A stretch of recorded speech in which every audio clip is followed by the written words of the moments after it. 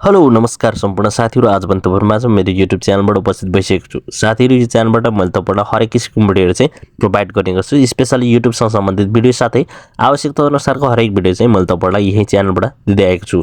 साथीहरु आज पनि तपाईहरुमाझ एउटा भिडियो लिएर आएको छु। भिडियो केको लागि भन्ने कुरा तपाईहरुले थम्बनेल हेरेर थाहा पाइसक्नु भएको छ। वेल साथीहरु केही दिन यता चाहिँ मैले तपाईहरुलाई चाहिँ टिकटक सम्बन्धित भिडियो चाहिँ यही मेरो च्यानलबाट दिँदै आएको छु किनभने नेपालमा टिकटक ब्यान छ। सो साथीहरु आज पनि तपाईहरुमाझ चाहिँ टिकटक सम्बन्धित चाहिँ एउटा भिडियो लिएर आएको छु। भिडियो चाहिँ यस्तो लिएर आएको छु जुन चाहिँ तपाईहरुलाई चाहिँ थम्बनेलमा अलरेडी देखाइसकेको छु। अब तपाईले चाहिँ VPN DNS वाइफाई सर्भर अथवा WAP एप युज गर्नु पर्दैन। केवल तपाईले चाहिँ आफ्नो टिकटक भित्र रहेको एउटा सेटिङ अन गरिदिनु भयो भने तपाईले चाहिँ सजिलैसँग नेपालमै बसेर आफ्नो पुरानो टिकटक आईडी लाई नै चाहिँ चलाउन सक्नुहुन्छ। त्यो सेटिङ चाहिँ कुन हो भन्ने कुरा म तपाईहरुलाई चाहिँ आज यस भिडियोमा चाहिँ सिकाउने छु। भिडियो सुरु गर्नुभन्दा पहिले मैले तपाईहरुलाई जहिले पनि भन्ने गर्छु यदि मेरो च्यानलमा नयाँ हुनुहुन्छ भने कृपया मेरो च्यानललाई सब्स्क्राइब गर्न नभुल्नु होला साथै नजिकको बेल आइकन पनि दबाउनु होला ताकि मैले यस्तै नयाँ भिडियो अपलोड गरिसके सबैभन्दा पहिला तपाईहरु समक्ष पुग्ने छ। भन्दै साथीहरु लागौं आजको मुख्य विषयवस्तुतिर है त। अब साथीहरु यहाँ चाहिँ मैले तपाईहरुलाई चाहिँ कतिपय साथीहरुलाई चाहिँ जस्तै कि टिकटक को लागि चाहिँ VPN कसरी युज गर्ने भन्ने चाहिँ सिकाइरहेको भिडियोहरु चाहिँ देखिरहेको छु। कतिपय साथीहरुले चाहिँ अब वाइफाई सर्भर चाहिँ कसरी युज गर्ने टिकटक को लागि भनेर चाहिँ भिडियो बनाउनु भएको छ भने कतिपय साथीहरु चाहिँ DNS सेटिङ चाहिँ कसरी गर्ने टिकटक को लागि भन्ने भिडियो बनाउनु भएको छ। त्यस्तै WAP एप चाहिँ टिकटक को लागि चाहिँ हामीले कसरी युज गर्ने भन्ने कुरा पनि भिडियोमा चाहिँ मैले देखिरहेको छु। त्यो मात्र नभएर चाहिँ इभन मैले पनि तपाईहरुमाझ चाहिँ यस्तो हरेक ट्रिकहरु चाहिँ हरेक भिडियोमा चाहिँ मैले तपाईहरुलाई चाहिँ दिइसकेको छु। साथीहरु अब आज चाहिँ मैले तपाईहरुलाई चाहिँ यी सबै एप युज नगरिकन हामीले चाहिँ कसरी चाहिँ टिकटक चलाउने केवल त्यो पनि मोबाइलमा चाहिँ जुन चाहिँ टिकटकमै चाहिँ एउटा सेटिङ गरेर हामीले चाहिँ बिना VPN बिना DNS सजिलैसँग हामीले चाहिँ कुनै पनि एप युज नगरिकन त्यही पुरानो आफ्नो आईडी लाई चाहिँ हामीले सजिलैसँग युज गर्न सकिन्छ। त्यो चाहिँ कुन हो के हो भन्ने कुरा चाहिँ म तपाईहरुलाई चाहिँ सिकाउने छु। साथीहरु त्यसको लागि चाहिँ सिम्पली अब तपाईहरु मोबाइल स्क्रिनमा आउनु होला। मोबाइलमा स्क्रिनमा आइसकेपछि म तपाईहरुलाई चाहिँ यहाँनिर चाहिँ देखाउने छु। जस्तै कि मेरो टिकटक तपाईहरुमाझ चाहिँ क्लिक गरेर देखाउँछु। अब यहाँनिर मेरो टिकटक क्लिक गर्छु तपाईहरुको माझमा मेरो टिकटक चाहिँ चल्दैन तपाईहरुलाई थाहै छ किनकि मेरो चाहिँ नेपालकै आईडी छ। सो यसमा चाहिँ DNS सेटिङ अथवा VPN युज नगरिकन मेरो चाहिँ टिकटक चाहिँ चल्दैन। अब त्यसको लागि चाहिँ म सिम्पली तपाईहरुको माझमा चाहिँ मेरो टिकटक चाहिँ क्लिक गरेर देखाउँछु है साथीहरु। अब यहाँनिर चाहिँ मेरो टिकटक चाहिँ तपाईहरुको माझमा चाहिँ क्लिक गरेर देखाउँदै छु। यहाँनिर चाहिँ तपाईहरुको छेउमा चाहिँ यो टिकटक चलिरहेको छैन खुल्दैन साथीहरु है।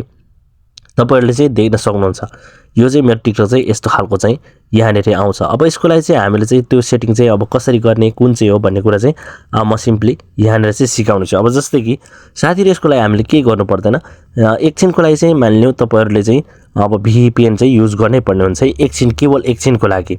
अब त्यसको लागि चाहिँ सिम्पली तपाईहरुको माझ चाहिँ म चाहिँ एउटा चाहिँ मानिलिउँ यहाँनिर चाहिँ VPN अब कनेक्ट गर्छु है। तपाईहरुको छेउमा चाहिँ एउटा चाहिँ यो लेट VPN भन्ने चाहिँ कनेक्ट गरेर यो सेटिङ गर्छु। तपाईहरुले पनि एकछिन चाहिँ केवल यो सेटिङको लागि चाहिँ VPN युज गर्नुपर्ने हुन्छ। अब सिम्पली यहाँनिर चाहिँ मैले चाहिँ क्विकमा चाहिँ कनेक्ट गर्छु। यो क्विक कनेक्टमा चाहिँ सिम्पली यो VPN लेट चाहिँ कनेक्ट गरेर चाहिँ तपाईहरुको माझमा चाहिँ अब मैले चाहिँ कुन सेटिङ हो भन्ने कुरा चाहिँ तपाईहरुलाई देखाउने छु। अब जस्तै कि यहाँनिर चाहिँ आइसकेको छ तपाईहरुले देख्न सक्नुहुन्छ VPN। अब यसलाई चाहिँ हामीले सिम्पली कनेक्ट गर्दियौ। अब यसलाई कनेक्ट गर्नेबित्तिकै यसले आफै कनेक्ट गरिहाल्छ है। एकछिन वेट गरौँ। अब यो चाहिँ कनेक्ट भइसकेको छ। अब साथीहरु यहाँनिर चाहिँ सिम्पली अब के गर्ने भन्दाखेरि चाहिँ अब मैले तपाईहरुलाई चाहिँ यहाँनिर कनेक्ट गरिसकेको छौं। अब सिम्पली यो चाहिँ हामीले चाहिँ सिम्पली ब्याक जाउँ। अब त्यसपछि चाहिँ अब चाहिँ क्लिक गर्नुपर्छ हामीले चाहिँ जुन चाहिँ टिकटक। अब साथीहरु यहाँनिर टिकटक क्लिक गरौँ। अब टिकटक क्लिक गर्ने बित्तिकै तपाईहरुले चाहिँ यहाँनिर चाहिँ देख्न सक्नुहुन्छ यो टिकटक चाहिँ चलिरहेको छ।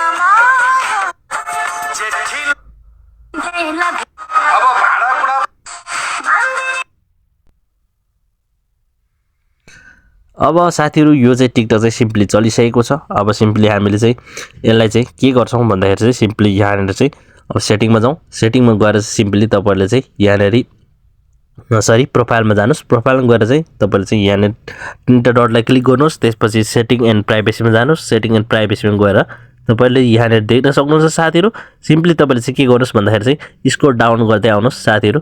एकाउन्ट प्राइभेसी सेक्युरिटी छ यसलाई छोड्दिनुस्। तपाईहरुले चाहिँ यहाँनिर कहाँ जानुस् भन्दाखेरि चाहिँ सिम्पली वाच हिस्ट्री छ।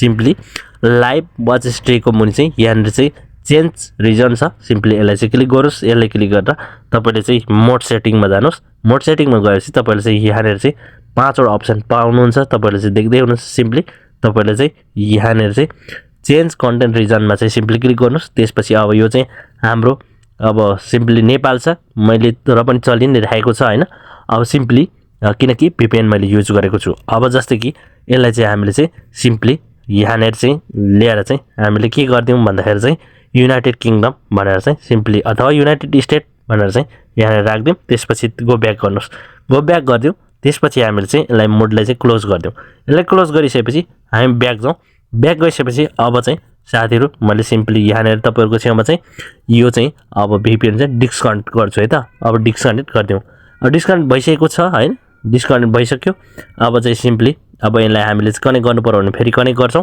तर हामीले चाहिँ कनेक्ट गर्नु पर्दैन अब अलरेडी सेटिङ भइसकेको छ अब चाहिँ सिम्पली हामीले चाहिँ क्लिक गरेर हेरौँ है त हाम्रो टिकटक अब चाहिँ चल्छ कि चल्दैन तपाईहरुले चाहिँ यहाँनेर हेर्नु होला अब सिम्पली बुढाले माले गालामा किस खा आँखा दुःख घटा एउटै छ दुई जीवन मखमलीमा